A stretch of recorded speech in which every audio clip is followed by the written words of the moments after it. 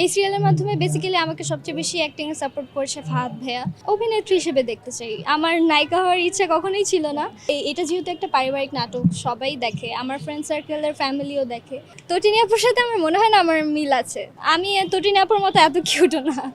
নিজের সেরা অভিনয়টা কি করতে পেরেছেন? আচ্ছা, নিজের সেরা অভিনয় করতে পেরেছি কিনা সেটা দর্শক অ্যাকচুয়ালি বলবে। আমি সেরা দেওয়ার চেষ্টা করেছি, বাট সেরা হয়েছে কিনা সেটা দর্শকদের উপর নির্ভর করছে। আজকে আমাদের যেহেতু শেষ হয়ে যাচ্ছে গল্পটা, একটু ইমোশনাল লাগছে যে এতদিন একটা ফ্যামিলি বন্ডিংয়ে ছিলাম সবার সাথে। আজকের পর হয়তো আবার এরকমভাবে একত্রিত হওয়া হবে না, এজন্য একটু ইমোশনাল। 200-র বেশি সার্ভিস ও ফিচারে লেনদেনের সব বিকাশ অ্যাপে সম্ভব। বেসিক্যালি সবগুলো আর্টিস্টই খুবই গুণী শিল্পী, তাদের প্রত্যেকের থেকে অনেক কিছু শেখার আছে। আমরা যখনই সেটে যাই বা সেটে গল্প করি, তাদের প্রত্যেকটা কথা শুনে আমাদের কিছু শেখার থাকে।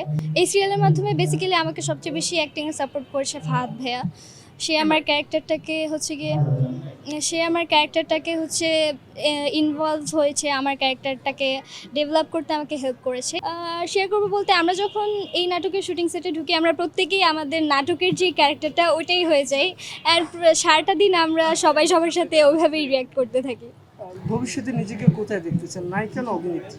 অভিনেত্রী হিসেবে দেখতে চাই, আমার নায়িকা হওয়ার ইচ্ছা কখনোই ছিল না। সবসময় আমি বলে আসি আমি একজন অভিনেত্রী হতে চাই। আমার কোনো ক্যারেক্টার লাইন ওরকম জনপ্রিয় নয়। সায়রা আপুর একটা ডায়লগ আছে যে তার চোখ কয়টা, তুমি জানো আমার চোখ কয়টা? আমি বলছি যে সবার তো নর্মালি 2টা হয়, সে বলে আমার চোখ 3টা। এটা খুবই জনপ্রিয় একটা ডায়লগ, অ্যান্ড সব জায়গায় কমেন্ট বক্সে আমি এই ডায়লগটা পাই।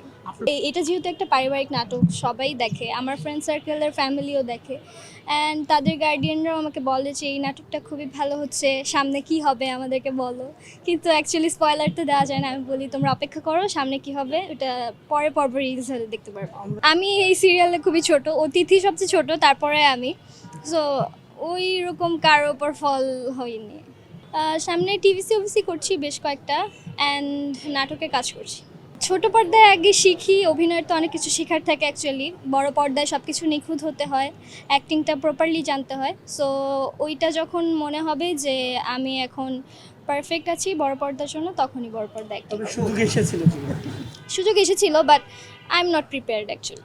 তটিনী আপুর সাথে আমার বেশ কয়েকবার কাজ হয়েছে, বাট তটিনী আপুর সাথে আমার মনে হয় না আমার মিল আছে।